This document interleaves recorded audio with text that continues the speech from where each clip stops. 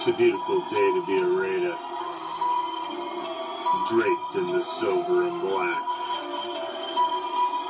I represent the shield. I represent the swords. It's that time of night again, Raider Nation. And you come back.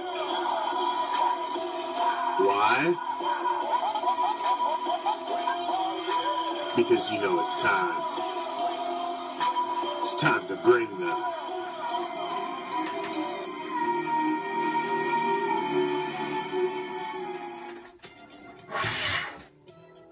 What's up, Raider Nation?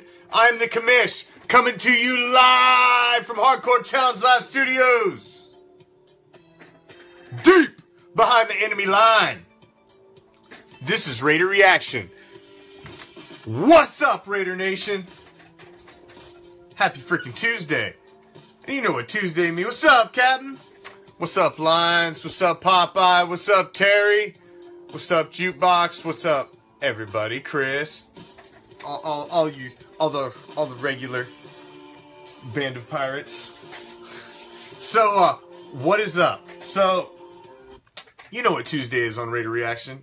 Tuesday, you get a solid hour of the Commish, the Raider Nation Report, as we break down everything silver and black related, squeeze all of the juice out of everything Raider related. There is a lot of news in the Raider world right now.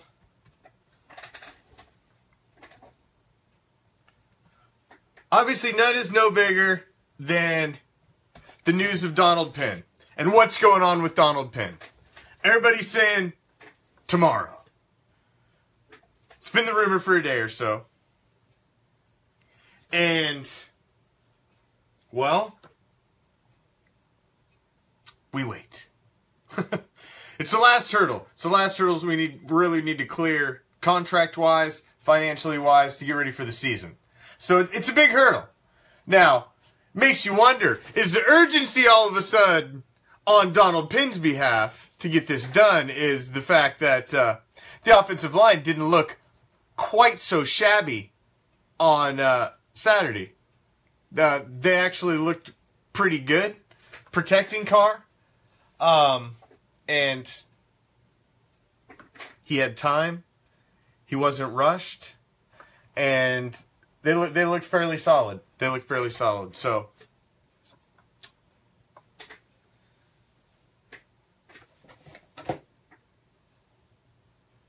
should be. What's up, Lance? What's up, Raider Mike? So, hold on.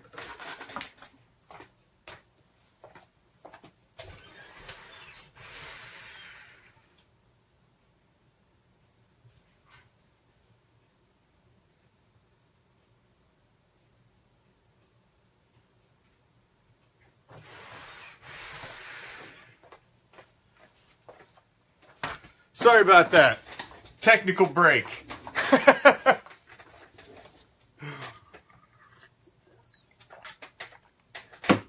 So what happens when you're a one-man show? Hey, it's live. I work without a net, so every once in a while it happens. So Donald Penn, like we said, is expected to end his holdout. So we hope that's going to happen. Now, like I said, I think the urgency came up in Donald Penn's mind because his replacement looked pretty damn good. See, now all of a sudden, it's even like me. You know, I'd like to say I do a pretty freaking stellar job at the job that I do. That's why I get paid a pretty substantial salary, because I do a damn fine job. However, if, let's say, my contract for my job is coming up, because I have a contract for my job as well. And my contract is coming up. And my contract's almost over. And Ben gets hurt. And he gotta go out of work. Commish can't work for a month. And my replacement comes in. And my replacement, he's kicking ass. And they're like, man, this guy's great. And, you know, isn't his contract up? Anyway, why don't we just take this guy? He's already here working, man. He knows everything, and he's better than this guy. So, all of a sudden, you may not be the superstar you are anymore when the guy that steps in and everybody's like, oh, hey, man, he ain't playing too shabby. I think we can roll with Newhouse. I think we can roll with him. He looked all right. He's only got a squad of Pro Bowlers down the line from him. So, Penn sitting at home, I don't know, whatever the hell he's doing. And what's up, Warren? Thanks for joining. Thanks for stopping in. Welcome to Raider Reaction. Hopefully you will stop back. We have a solid 5-day lineup. Different little flavor every night. Tonight, you get the Raider Nation Report with the Commish. So thanks for joining us. We were talking about Donald Penn and him changing his mind, it seems like, and is ready to come out. Now, I'm curious to see what the money situation may be that's associated with this when he obviously does come out of his holdout, what it was that pulled him out. So that's a very curious number for me, is what it takes financially to actually finally make him jump. Or is it the realization that, hey, my replacement looked pretty damn good, and there's a possibility they may just say, you want to sit? We ain't paying you. You voided your contract. Sit. There's a possibility. Reggie is the reigning executive of the year.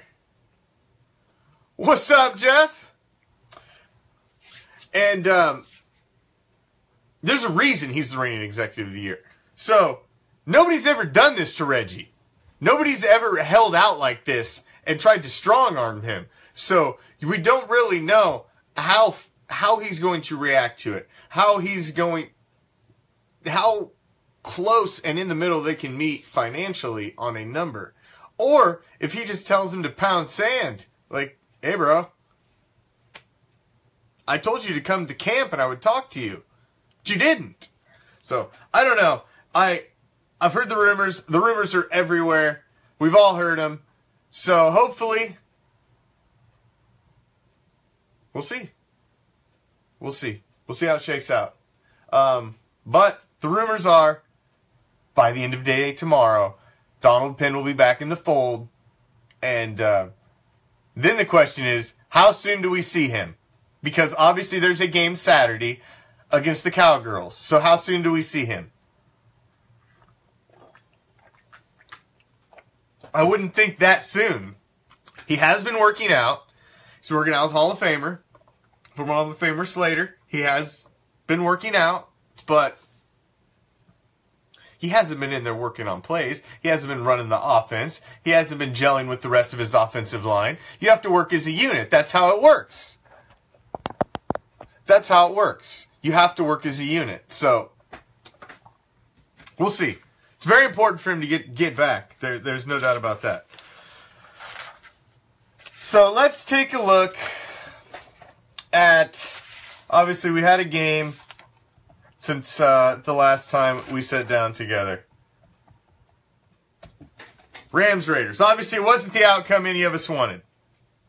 24-21. You lose the game at the end of the game. Obviously, we wanted to see the exciting win that we pulled it out at the end, and it didn't happen. It was the other way around. It was the exciting win for the opposing team late in the game. A bunch of insurance salesmen against a bunch of insurance salesmen. Guys are going to be selling cars in 2 weeks. Play against a bunch of other guys that are going to be selling insurance and going door to door selling freaking vacuums or something in a few weeks. I mean, that was the reality of that game. And Rams fans are in groups jumping up and down like they won the freaking Super Bowl. I mean, seriously. It's freaking preseason, people. Don't get too excited. You gotta look at the positives of preseason. It's hard. It's real hard to gauge your defense in preseason. It's real hard. And I know our defense is looking like a freaking dumpster fire. There ain't no lie. They're looking like a dumpster fire out there. I guess, last week it was Sean Smith's turn to get burnt all over the field. This week, TJ Carey was getting toasted all over the field. Oh, don't think Sean Smith, we're letting him off the hook. He was dropping his freaking share of freaking toast crumbs all over the field too. Both of them. So, but they don't have the push of all of the guys that they would typically have on the front lines and the linebackers. They just don't have it right now. I mean, hello, has anybody seen Bruce Irvin? Where the hell has he been? Khalil Mack's all over the highlight reel. Where the hell's Bruce Irvin? He was out there, damn near as many snaps as Mack. So, I mean, the defense as a whole needs to come together and step it up. I mean, we all see it. I mean, everybody's already calling for Ken Norton Jr.'s head. I mean, but how much of your total scheme do you run in preseason games anyway? So, is it calling for his head a little early? I mean, if we're getting to week 3 and our defense is getting scorched, I'm calling for his head too. But calling for a guy's head in preseason when he's not even running his full playbook, he doesn't have all of his starters. You're working Obi and Gary on Conley back in still.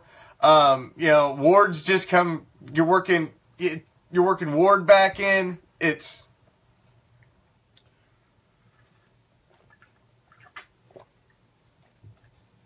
Conley's still the biggest question mark, Lines. Conley is still really the biggest question mark.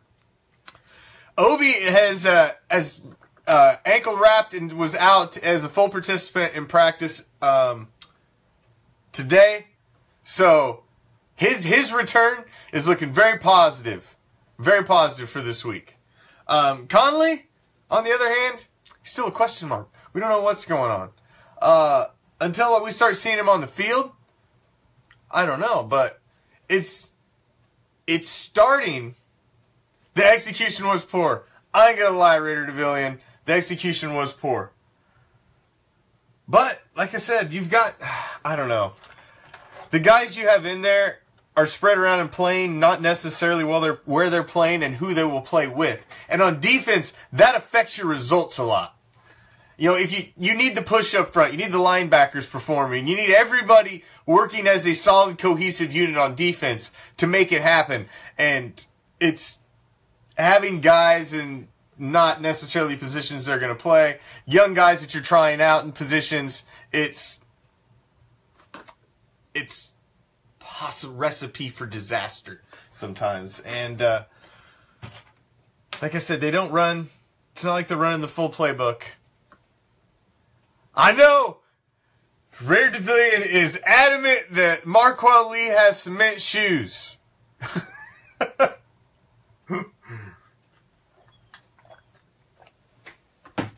He is adamant.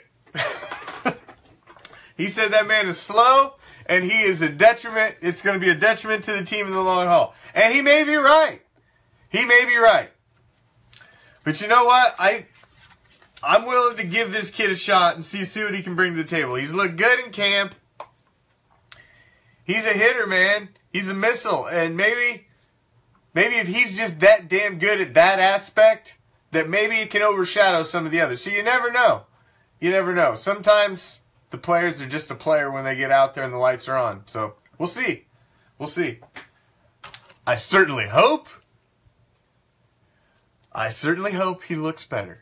So we'll see. I don't think he's looked bad in the games. Yeah, I don't think he's looked that bad. So we will wait and see. Now, Corey James, another linebacker, since we're on linebackers, he looked excellent again. Another great preseason game out of Corey James. And thank you, Lance. We're all nice and respectable Raider fans here. Unless, you know, some Donkey fan or Chiefs fan or Chokers fan crawls up in here, and, we might get a little rowdy. Escort you to the kiddie table. But other than that, we're fairly respectful. But we will escort you to the kiddie table with a quickness you come in here talking some nonsense. I mean, that's just how we roll. So, looking at some of the highlights. The guys that really, really played well and showed out big in the preseason game. Khalil Mack. I mean, tell me that highlight reel sack of Mack blasting up the middle and putting him on his... tell me that wasn't beautiful. Tell me you didn't love it. I know you loved it. I mean, I shared the video on the page. It's just highlight reel stuff. And Raider Mike's just crazy. He's crazy. He's nice crazy. But tell me that wasn't beautiful, man. That was beautiful, beautiful, beautiful stuff. Thank you, John. Thank you. It was beautiful. So, I mean, Mac showed up big. He showed up big and showed why he is, I'm telling you, is going to be the back-to-back Defensive Player of the Year. Mac is going to do things statistically this year that off the charts. I mean, in my fantasy league, we have individual defensive players. We have a select few individual. You select a defensive lineman, a linebacker, a D-back, and a flex defensive player.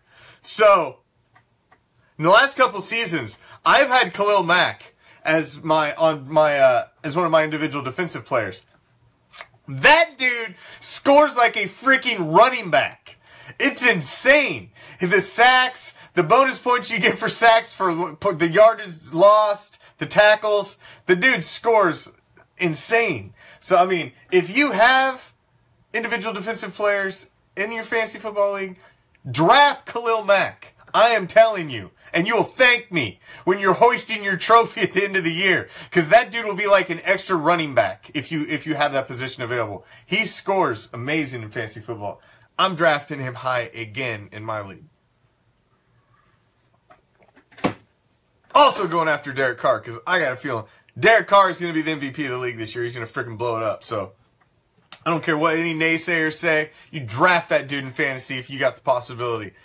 And you get... I'm trying to get one of his hookups too, so we'll see how that works out. But Mac balled out. Now, switching over to offense, talking about Carr's weapons, Amari Cooper, tell me that didn't make you feel good, seeing Coop going up with them big old beastie arms, man, in triple coverage, and snatching that. That was beautiful. That was beautiful. And supposedly, he told Carr, I don't care who's, just throw it to me. Just give me the ball. Just throw it to me. I don't care if I'm covered. Just throw it to me. And that's why he put it up there in triple coverage, and the dude still comes down with it. Still comes down with it. And then, do I even need to bring up the poor man who had both of his ankles sacrificed on national TV by Michael Crabtree? Michael Crabtree snapped that boy's ankles and left him paralyzed. He didn't even touch Crabtree. Didn't even touch him. Didn't even touch him. That was so pretty, man. I mean, to have moves like, to a professional, a starting professional NFL cornerback, and you snap that dude's ankles to the point he didn't even touch you. One-on-one, ta-ta. Nothing. Whiff. Whiff. Oh, man. That was some crazy. That one right there, man. I want to turn that into a GIF and just roll that. Just about that little 5 seconds where you see him just do the doo-doo, and you see the Rams guy just about sit down because he's like, oh, damn. That's the equivalent of getting dunked on, like getting posterized. You know, in the NBA, that's the equivalent of that. That's the equivalent of somebody coming down the lane and just straight dunking on your ass, armpit all up in your face. On the poster, you're on the back end of ESPN's top 10. That's what it's like. That's what that dude got. He's like, damn, my whole family's gonna see this on ESPN tonight. Damn. That was beautiful. Why couldn't that have been in the regular season? Because that would have been sick if that was in the regular season. But I mean, even though it's still #1 against #1, he made that guy look a fool.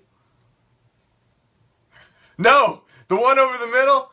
No. Well, see, supposedly the one that did get away from DC was the Aaron pass over the middle. Supposedly it was a communication breakdown en route. There was supposed to be Cooper or Crabtree was supposed to be. One of them was supposed to be in the area. So supposedly it was a communication breakdown. When they went a different direction. He thought they were going to go, and there was nobody there. Interception. Hey, that's what freaking preseason's for. But The Lee Smith seam route for the 19-yard TD. Woo. That was sweet. I seen that pass, and I was just like, sit him down. Set him down. Put that boy away. Put him on ice. Getting ready for week 1. Because that was pretty. And then, you know, you get the ankle breaker for a little later on too. But the one to Lee Smith was just dialing it up. Dialed it up. And what's up with Lee Smith, Raider Mike? Lee Smith played well. He's like, go out and get you some cook. Go on. I'm just going to be here doing my thing. You know, I'm just catching touchdowns, doing my thing.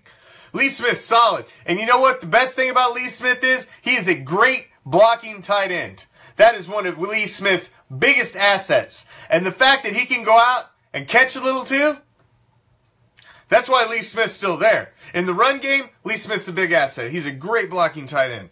So, having him there, Cook is there to be more of a, he's there to try to be more of the playmaker type tight end.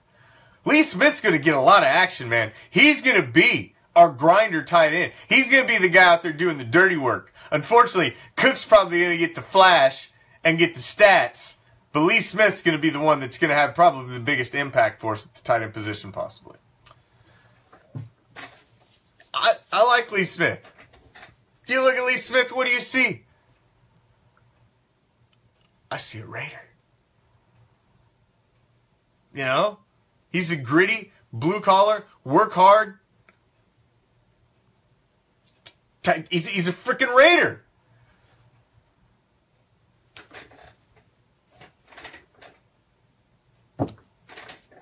It's a Raider. He doesn't seem as fast, but, you know, I'm telling you, things change under the lights. Things change under the lights.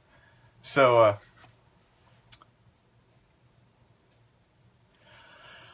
I don't know, Michael. I don't know. It's really hard. It's really hard to tell. We've got the thing is we've got such a Swiss Army knife of weapons on the offense that you don't know how they're going to do it and how they're going to mix all these guys in. It is, I mean, the backfield. Every single guy back there is a weapon. All the guys, all the wide receivers are a weapon of different aspects. Every one of them. We even picked up a weapon at tight end. And like Raider Mike said, he's kind of like, Cook is kind of like a Christensen type. He's more of the new hybrid style tight end. Todd Christensen was kind of the first of that. He kind of started it where, you know, he was the prototypical, you know, I will lead the league in receptions as a tight end, you know, almost more a wide receiver, just a bigger, bulkier wide receiver than a tight end.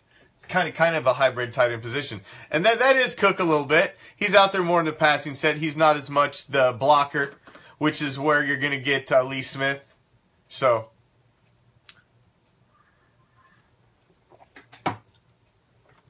now, since I did see one of you mention EJ, let's touch on Connor Cook. Now, EJ looked pretty good in week 1. It's like they did the switcheroo. And, because Connor Cook looked much better than EJ here in the second game. EJ did not look good. He did not have a great game. And, you know, as good as he looked the first game, didn't look as good this game at all. Did not look as good this game at all. Now, another positive on the offense was David Sharp. The rookie looked good on the offensive line. Get out of here. Nobody wants Cap. Get out of here, you crazy man. That dude just, he needs to go join, like, you know, the Peace Corps or something. No, you get a hobby. I think we do not need him. We don't need that distraction. We don't need that BS at all. No way. No how. We do not need that distraction. I'm telling you, Raider Pavilion, that's what I'm saying too. I'm saying you're valuable until your replacement starts to look okay. Because it's a little bit of a gamble. When you step out and say, the guy in there, comes out and he misses a couple blocks and guys are on car and everybody's like, oh, Jesus, did you see the left tackle play? Oh, my God. The left tackle play was terrible. What if that happened?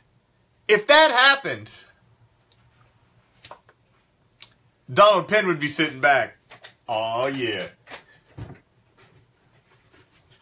Wait for my phone to ring any minute. He'd be sitting back smiling, counting dollar signs, waiting for his phone to ring. Because he'd be like, yeah, you really need me. But no, Donald Penn sat there and is like, damn, ain't nobody getting the car. DC's looking sharp. Offensive line. Man, even the rookie's looking pretty good. And Newhouse, he didn't look too bad over there left tackle. He did all right. I don't even think he gave up a sack. Yeah! You're only as good as they remember you. And the NFL has a real short memory. A real short memory. And they'll forget you quick. Real quick. Especially, tell you what, man. You don't get in there and they'll go out and they win in week 1 without him. Donald Penn's forgotten. And that train's going to leave the station. So, that train will leave the station. So,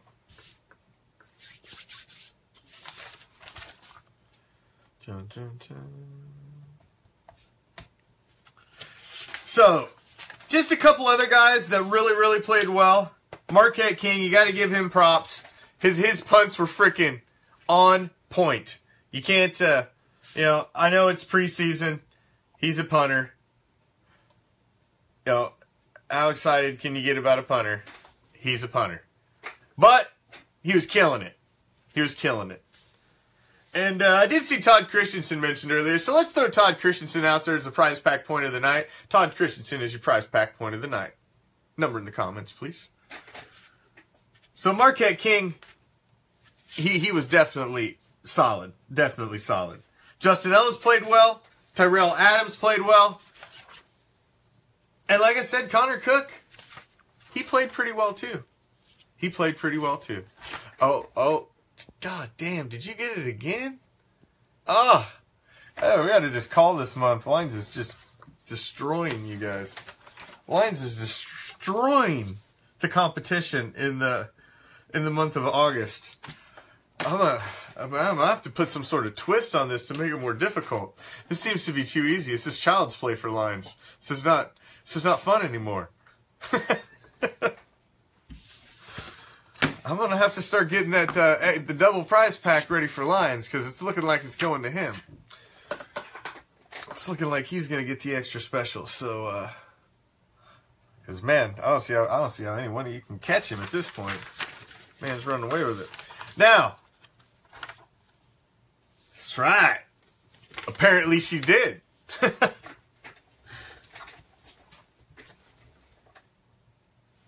Those were the guys that looked really, really good. Week 2. So what do we got to talk about on the flip side? We got to talk about the guys that looked really, really bad in week 2. And where else should we start besides the defensive back positions? Namely, corner. I'd mentioned it earlier. They were dropping toast crumbs all over the field. The two of them, T.J. Carey and Sean Smith. I am the forever optimist. Until you fall on your face, I will give you the benefit of the doubt. Hope you can turn it around before the season. I'm going to let you work the process. But by God, you come out week 1 stumbling and playing like this garbage, and I'm going to light you guys up for it every freaking night all season long. And I will not pull punches when the season is going on. But this time of the year, I am a real optimist. I like to feel there's a process, that the reason these guys are getting paid a lot of money to do this because they're professionals, they know what they're doing, and we have the executive of the year, we've got one of the best coaches in the league, we've got a great front office, we've got a solid coaching staff, and I would like to think that these group of gentlemen and ladies know what the hell they're doing. And that when week 1 gets here, we'll be ready to go. Now, if that does not happen, I will be more than happy to drop my optimism, and now I become the pissed off fan, and I WTF you to death. So, because you want to see some Raider reaction? A lot of you haven't watched through a season with me. Oh, things change when the Raiders are playing. Things change. The Commish becomes a whole different person. I don't think you understand. My wife has even said it, especially at games. Oh my God, it comes out when I'm watching it generally anywhere. But at the game, in person's even worse, and my wife will attest. Yeah. Hey, we got to make our presence known. Because typically, when I'm watching, I'm always deep behind the enemy line. I'm always up in the roadhouse. So, when you're in the roadhouse, you know, when you're chanting Raiders, you got to make it up for the people that aren't there. So you got to speak louder. You got to speak bolder. You know, of course, everything's always directed at the field. You know, you don't get nothing with the people around you. Of course, some of the people around you, when you're chanting Raiders, when you're sitting all up in their season ticket land, they don't take it too kindly sometimes, and you know, sometimes people get a little butthurt. It happens. You know, it happens. We had this guy at the Tennessee game, actually. Oh my God, it was a Tennessee game. This dude at the Tennessee game, he got, he couldn't handle it. This was back in the McNair days. This was in the McNair days.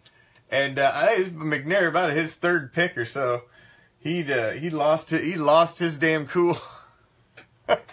He lost his cool, and he had to leave. He had to leave. They made him leave. He lost his cool. He lost his damn mind. He just couldn't handle it anymore. And we just sat there and laughed because you know there's a whole row of Raider fans behind him. We just sat there and laughed. It was quite comical. It was quite comical. But yes, if you have not sat down close season ticket land of the opposing team and rep the Raiders and rep the silver and black, I recommend everybody do it. It's a really good time. It's a hell of an experience. It's a hell of an experience. It is a lot of fun. I've had front row seats to opposing games, and it is. I didn't show Lawani no love, and I should have. He gets an extra bonus point. I should have showed him some love because he did ball out, man. He's played really good both games. He's another guy that has really been a highlight, a real highlight. Vanderdoes, he wasn't as big of a shine for me this game. I mean, he did okay, but he wasn't as big a shine for me. What's with Bear? Well, I would like to not really speak on that because I feel Bear, you know, well, obviously clue his fans into what's going on. I'm cool with Bear. Nothing's really changed. Bear's show is not going to be streaming from where it typically was. I think it's going to come from Raider Bear Family and possibly Oakland Raiders All Out. I'm not 100% positive. I haven't been following along. I'm a busy guy during the day, and I don't always follow along, so I don't know. But he's not gone. He ain't going nowhere. He's around. We're all going to be still shared to the same groups and pages, basically, we were all in.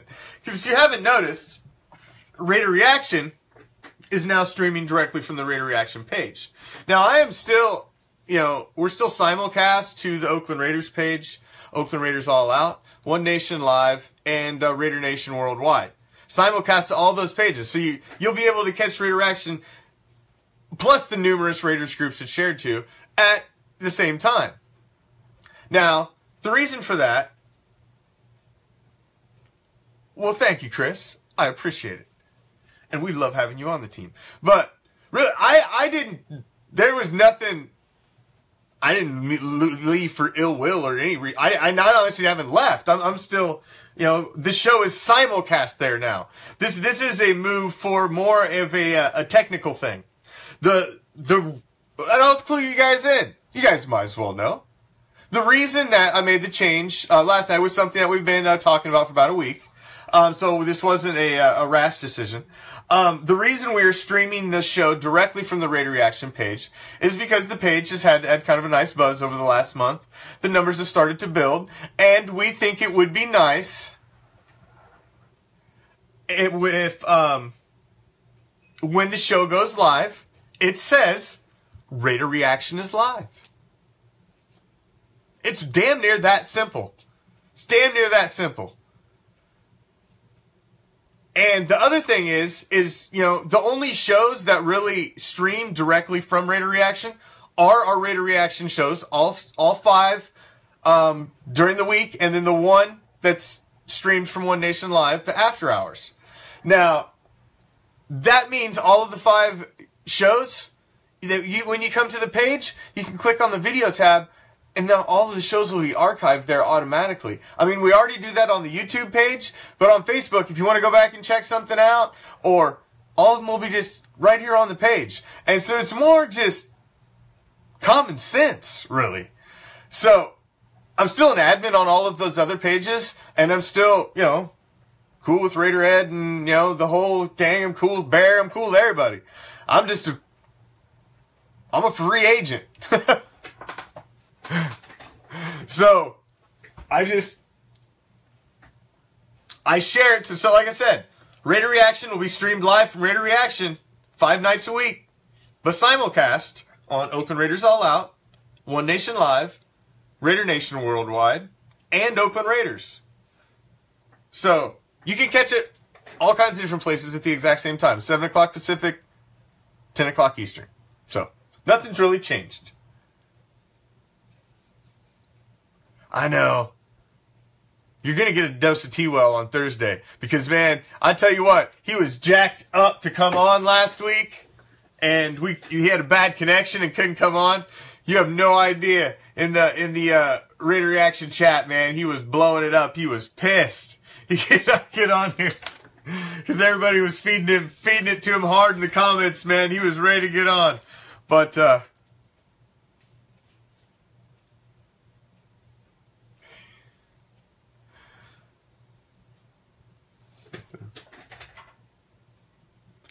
oh, I do too, and that's why I'm not getting into all of that, Chris. I don't want to get into all of it. I appreciate that you've got our back, Bear's back, my back. I appreciate it.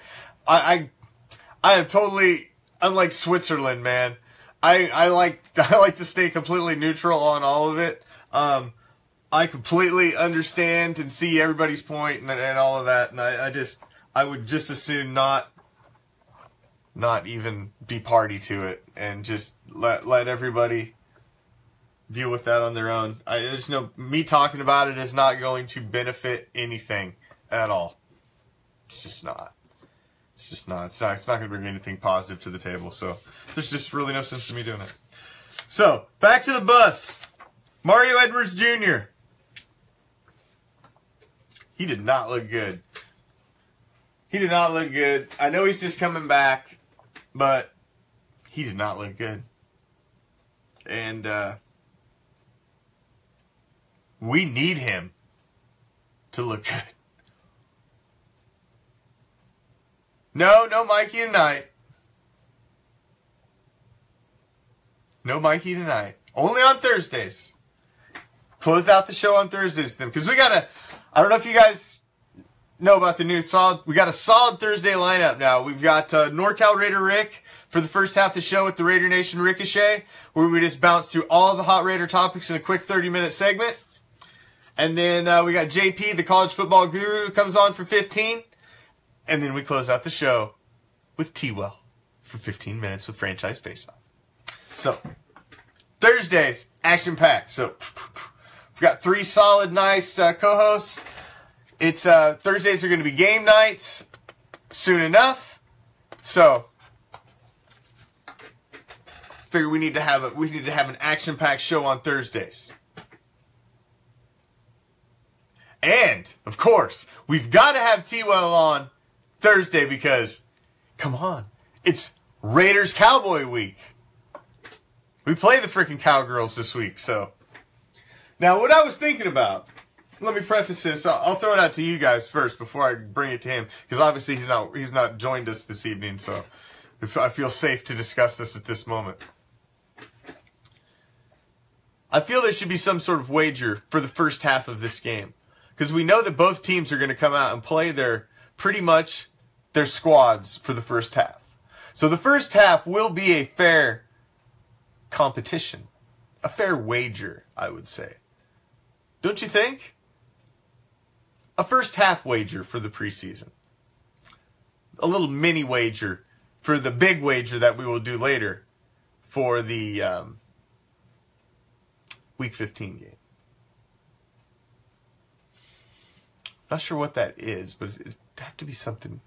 We have to think of something. Make it interesting. It's preseason. We'll make it interesting. Of course, you guys do know that you know, wink, wink. I know this place where you can watch the preseason game this weekend. And I do believe Facebook just updated again.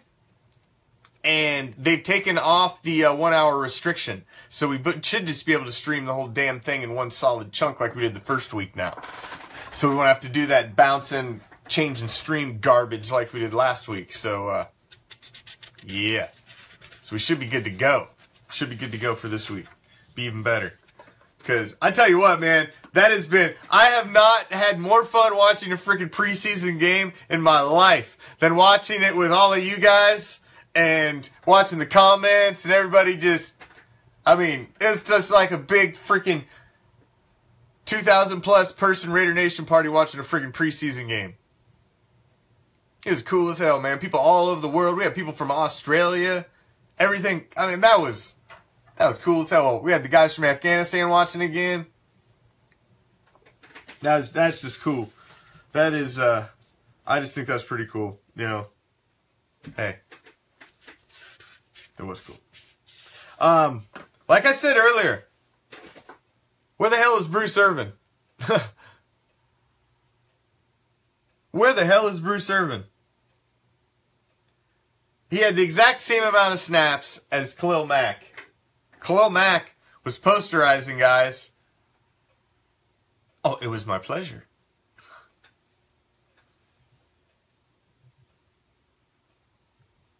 It did not notify you. Are you following the page, Chris? Are you following the page? Or did you just like the page? Because you need to go follow it too. You should get a notification. Because when you go live, if you like the page or follow the page, you should get a notification that says Raider Reaction is live when you go live. Go live. Or you should just know that you got to tune in here at this exact time every single night, Chris, and you should pattern your life around it and just make sure that you're here every night. That's probably what you should really do, is maybe set the alarm on your phone or do something a little more permanent so you just never forget. That's probably really what you should do.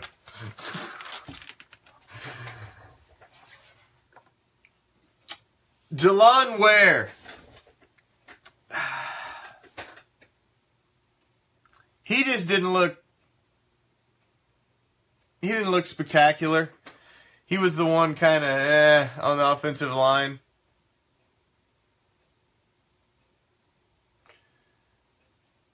You know, there had to be one. all of them couldn't be positive. There had to be one.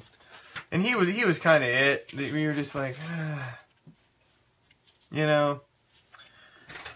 Another one was Jelani Jenkins. You know, as much as you saw Corey James and some of the other linebackers, Jelani Jenkins looked pretty good in the first game. This game I was not really impressed with him that much. And he was one of my biggest question marks in the offseason. By far. He was my biggest question mark. And I quote, "Why are we shopping for linebackers at Dollar Tree?" That was what I said when we signed Jelani Jenkins. Why are we shopping for linebackers at Dollar Tree? Because I thought we were bargain basement shopping when we grabbed him with all of the guys that were out there at the time that we could have got. So, I mean, this guy's busted up. He's barely played since 2015, and his stats are not good, and he was one I was very concerned about. So, we'll see. Penn's not back yet. Not quite. Although the rumors are very hot that it's going to happen tomorrow. Rumors are very hot. I mean, yesterday, there was like one guy reporting it. By the end of today, it's been blown up. They're saying by Friday for sure. So, it may rumor mill for a couple more days, but it's sounding like this week. I'd like to see him get in a little earlier. Maybe there's a possibility he can get some action in this week's game if they get him in there, you know, in the next day or two. Even if it's only a few, just get him out there. You know, get some work in. Anything. Jesus, anything. Get your ass out there and work. Now, speaking of Sean Smith, let's touch on him because we got to touch on this garbage. So, apparently the story is he was defending his sister. Now, I don't necessarily know why defending your sister when you've already knocked the guy to the ground requires you to put the boots to him and go American History X on him. But, you know, I don't know exactly what he was doing to his sister.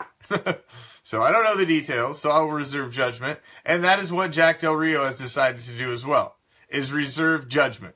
And he is going to let the legal process work its way through and then decide what he's going to do with Sean Smith. So a lot of people were shocked to see Sean Smith out there in the game on Saturday. I thought there was a good possibility that they would straight up release him and just be like, it's my get out of jail free card. But I did preface that with saying I would not be surprised if they said, we're going to stand by Sean, wait for the process to work through, if they were going to do that. And he knew there was a good possibility they were going to do that too.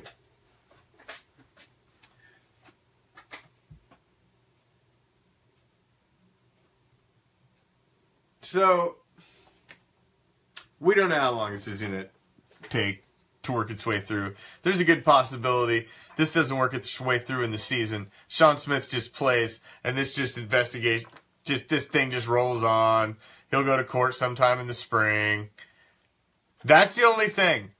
If Goodell suspends him because of the conduct code. Man, it's like you're reading my mind, bro. That's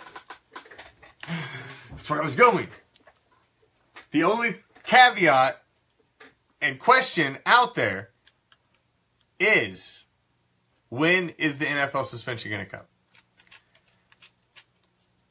Because it's possible defense is self-defense in the case. Do you think that's enough for them to hold back and wait and see what happens? Yes, but Zeke Elliott was a domestic assault. And in the NFL, domestic assault falls under a different cloud. And that cloud carries a 6-game suspension. And that cloud is a cloud that if you fall under that, they're going to nail you with it every time because of the Ray Rice situation, how bad they messed that up. So anytime you fall under that, you're going to get it. So that's why I got that. This isn't a domestic. It's an assault charge. It's a felony assault charge. facing 7 years. I mean, it's a very, very bad charge, but...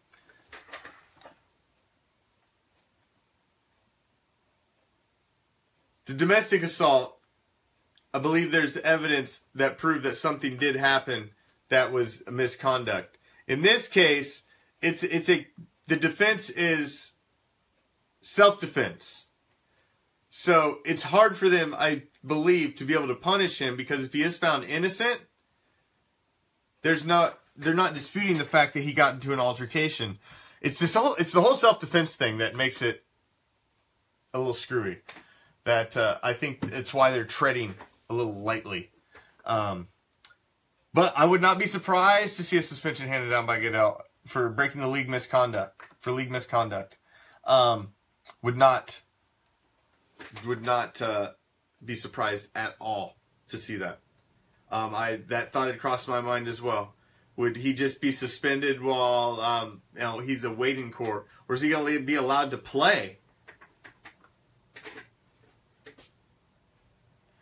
I suppose. I mean, I can see it. I mean, I've been in some wicked, nasty fights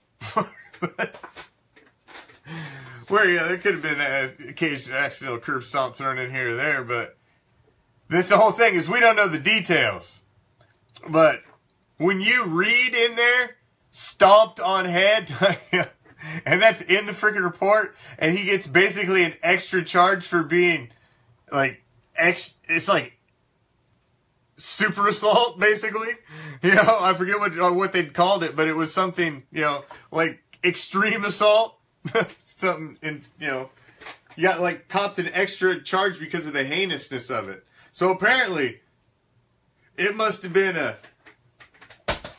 bug squishing foot stomp. Like, you know, it must have been catch that kind of action with it. So I don't know, but it's interesting to see how that one's going to shake out. It is really interesting to see how that one's going to shake out. So they can, and he may. That's what I'm saying. He may play this whole season, because there's damn good it takes months before things go to trial. This thing wouldn't go to trial till spring anyway, at best. And intent of malicious wounding. That was it. I knew it was some crazy phrase I'd never seen before. As soon as I seen it, I was just like, damn. What kind of charge is that? Intent of malicious wounding. That's just like basically I don't give a F, I'm just going to stomp you. And stomp you again. Yeah, that just doesn't even sound good. That just doesn't even sound good. Not at all. Not at all. So,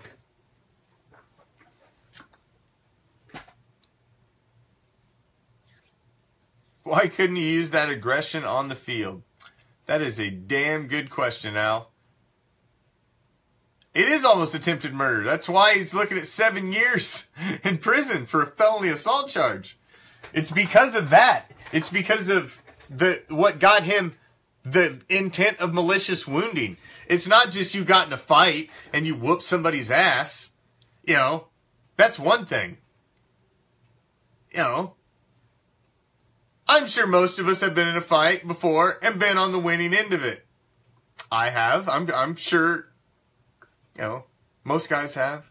I mean, it's growing up, man. Guys fight. But typically, if the guy's down and I've won and you've vanquished your opponent, you don't go ever and continue to stomp his brains into the ground. You just don't. So, I mean, assault charge, you get in a simple fight, is one thing. So, well, here's the question, and nobody's answered this one for me, Jimbo. Here's the question, because you're probably right. What's the condition of the victim? Because I haven't heard. I haven't looked. I've tried to. I have not heard. Nowhere have I heard what's the condition of the victim. Has the victim sustained some sort of permanent damage from said incident? Because if that is the case, this is a whole freaking different conversation. Now, if this guy's fine and he was being an ass clown to Sean Smith's sister, And he whooped up on him, threw him on the ground, and gave him a couple shots to the dome, and he's all right. And, you know, he's just butthurt about getting his ass whooped and kicked to the dome. Then, it's a whole different thing. It's a whole different thing. So, we'll have to wait and see. It was very telling to see him out there Saturday, and it was very telling to see how Jack Del Rio broached it. So we'll see. It was almost 2 months ago. It happened on the 4th of July, actually, is when it happened. But you know, they have to investigate it. We heard about it when it happened, and at the time we were like, oh, great. And then we all kind of forgot about it. We weren't expecting a felony assault charge to show up on our doorstep, but that's what happened. So, what are you going to do? What are you going to do? So, as you know, I like to end every one of my solo Tuesday night episodes with a WTH.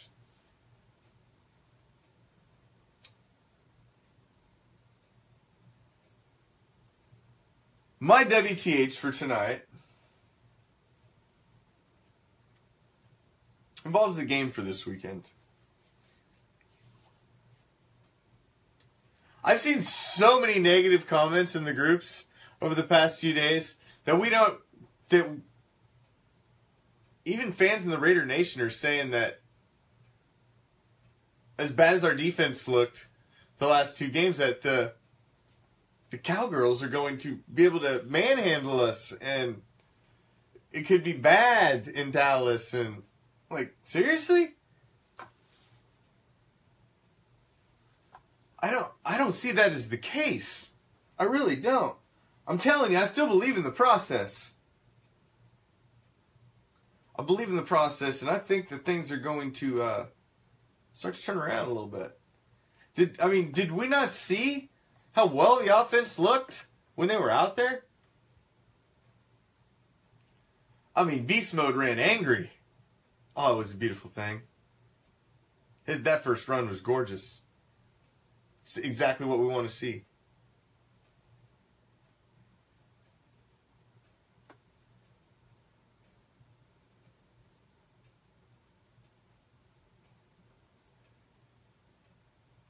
I think this is going to be a very telling game. I'm really, really happy that this is the game on our schedule for the third game of the preseason. I'm super happy because this is a big testament to what we're going to be up against. This is a great test. A playoff team in the third week of the season. That's what we want. I love it. That is, yes. I'm glad we got it. And I think we got this one. I think we're going to look really good. And I have to say to anybody that doubts us,